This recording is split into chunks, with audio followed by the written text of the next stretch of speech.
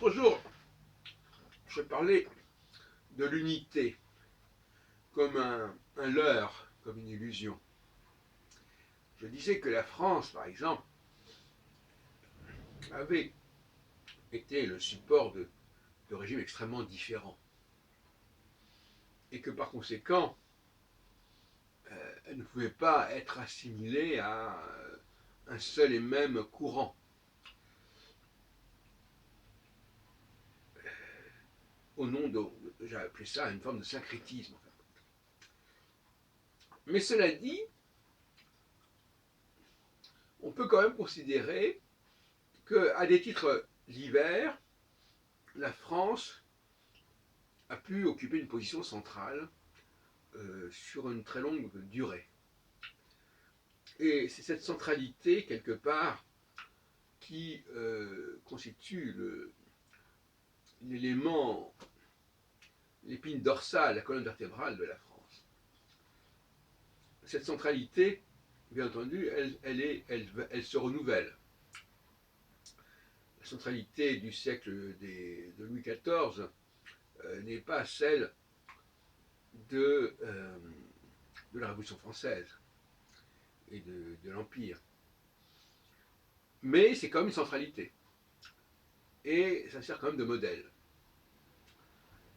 Et déjà au XIe siècle, il y a 1000 ans, le français a servi de modèle pour la situation anglo-saxonne. Donc vous voyez, ça ne date pas d'hier. On peut dire qu'il y a 1000 ans de domination française quelque part, au niveau de la langue, au niveau de sa centralité, au niveau des initiatives qui ont été prises. N'oublions pas quand même que l'Union européenne est née aussi d'une volonté de la France. Elle n'aurait pas pu se faire sans la France. Et qu'il a fallu d'ailleurs dépasser les stigmates de la Seconde Guerre mondiale. Dès 1951, il était question donc de la communauté du charbon et de l'acier, entre la France et l'Allemagne notamment. C'est pas rien, pour ne parler que de ce cas-là. Et la domination aussi au niveau colonial de la France n'a pas été une petite affaire. Elle a des points communs avec l'Angleterre par certains côtés de ce point de vue-là.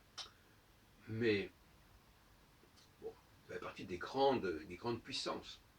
Alors, des grandes puissances, entendons bien, donc on dit aujourd'hui la France n'est pas une grande puissance, mais reste quand même, au niveau des messages qu'elle a apportés, elle est une des grandes puissances des 1000 dernières années, c'est une évidence. Et il serait bon de le rappeler. Elle a toujours rebondi, trouvé de nouveaux challenges, elle s'est ressaisie, elle a amorcé des tournants importants, et elle a été suivie sur beaucoup de choses, même dans son refus de la monarchie à un moment donné. Aujourd'hui, l'Union européenne n'est pas monarchique, même s'il y a quelques monarchies, elle n'est monarchique ni en Italie, ni en Allemagne, ni en France. Et donc, par conséquent, le départ d'ailleurs de l'Angleterre fait perdre encore un peu plus de la monarchie, de l'impact de la monarchie dans l'Union européenne. Je ne dis pas que ce soit une bonne chose, hein, je n'ai pas dit ça. Mais je veux dire par là que la continuité, elle est là. De même que chez les Juifs, par exemple, il n'y a pas une sclérose. Il y a des façons très différentes à travers l'histoire de l'humanité, et cette fois-ci non pas depuis 1000 ans, mais depuis 3000 ans, d'exister en tant que juif, sous une forme politique comme avec David et Salomon, sous une forme diasporique, en jouant un rôle important dans les différents bassins culturels, que ce soit le bassin musulman ou le bassin chrétien d'ailleurs, au Moyen-Âge. Et puis aujourd'hui aussi, les Juifs jouent un rôle important, pas seulement à travers l'existence de l'État d'Israël, mais aussi par d'autres moyens dans les différents domaines de la science, de l'art, de la culture, voire de la politique, etc. Et cela ne correspond pas du tout au schéma antérieur du peuple hébreu. Ce sont des renouvellements, ce sont des ressourcements, des rebondissements. Et le grand danger, le grand problème, c'est justement d'assumer une histoire sans être prisonnier de cette histoire.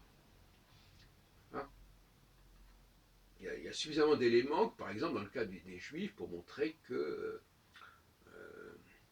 par-delà ce qui peut leur arriver, depuis, y compris avec la Shoah, euh, leur émancipation en France à la fin du XVIIIe siècle a, a été un déclencheur d'un nouveau judaïsme, si on peut employer le mot judaïsme sans qu'il y ait une connotation forcément religieuse, une nouvelle judéité, si on veut. Et même par-delà la pratique, d'ailleurs on sait très bien que les protocoles des salles de Sion, comme je le montre dans mon ouvrage, le sionisme et ses avatars au tournant du XXe siècle, qu'on trouve en ligne, qui fait 400 pages environ, les protocoles des salles de Sion ont été une volonté de la part des antisémites de renouveler leur argumentation. En disant, bon voilà, donc, les protocoles de solution, c'est une sorte de néo-talmudisme. Ça a été présenté par un anti-talmudisme, et ensuite c'est devenu un néo-talmudisme, de façon à montrer que les juifs, le judaïsme eux-mêmes, même les antisémites, voulaient montrer eux-mêmes que le judaïsme n'était pas uniquement culturel, ou du moins qu'il n'était pas uniquement religieux, qu'il n'était pas uniquement lié au Talmud, mais qu'il y avait un nouveau judaïsme, d'ailleurs qu'ils ont identifié d'ailleurs avec le sionisme d'une certaine manière, puisque c'est dans la foulée des premiers congrès sionistes que sont parus les protocoles de salle de Sion. Et c'est pas par hasard, le mot protocole voulant bien dire protocole d'un congrès, c'est le mot qui a été utilisé dans ces pays-là. D'ailleurs, le Parlement de Vienne paraissait, les actes du Parlement de Vienne paraissaient sous le nom de protocole. C'est d'ailleurs dans les actes du Parlement de Vienne qu'on voit les premières versions des protocoles des salles de Sion dès 1909, bien avant la Première Guerre mondiale. Vraiment ce qu'on dit généralement, en allemand. Et donc, voilà, il y a un renouvellement de la présence juive au monde. Aujourd'hui, elle se présente à la fois sous sa forme nationale en Israël, sous sa forme religieuse dans les synagogues, mais aussi sous sa forme élitique, je dirais, parce qu'évidemment c'est ça qui est important, dans le monde. Et comme je disais dans une précédente vidéo, ce judaïsme élitique, qui n'est plus un élitisme religieux, mais un élitisme intellectuel et culturel, est essentiel à l'humanité. Et il n'est pas question que cet élitisme-là soit confiné ou ghettoisé en Israël. C'est absolument aberrant. Et ceux qui veulent le faire, soi-disant avec les meilleures intentions du monde, sont des gens qui veulent tout simplement casser cette élite. Il ne faut pas se leurrer. Enfin bref, en conclusion, aussi bien la France que Israël sont des entités qui ont une histoire extrêmement complexe, extrêmement diverse. Et c'est cette dynamique générale qui est importante, par-delà les manifestations ou les avatars que l'on peut relater.